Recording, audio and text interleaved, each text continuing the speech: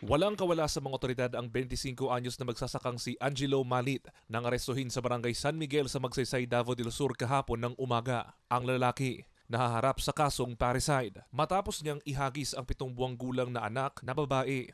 Base sa investigasyon, Sabado ng gabi, inutusan si Malit ng kanyang live-in partner na si Cheryl Bulahing na patulugin ang kanilang anak dahil magdidikdik siya ng kape. Pero biglang hinagis ng sospek ang sanggol. While nagasubok na sa luwas, nikalit og abri to iyang bana, nikalit og kuan gitsa ang bata sa ilahang tungod. Ang bata naigo dito sa may kahoy bitaw, sir, kahoy nga na may hagdanan. Agad namang kinarga ng tiyahin ni Bulahing ang baby, habang ang sospek dali-daling umalis. Idineklarang dead on arrival sa ospital ang sanggol. Sa kadjukas, ako ang desisyon. Ipapriso dun na kanako. Tarong man siya, wala man siya kanang tanaw na ko, wala man siya daot sa panguto.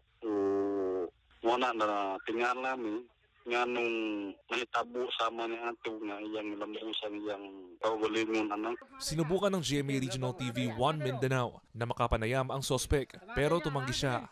Isa sa ilalim naman sa counseling ng Magsaysay MSWDO ang ina ng bata.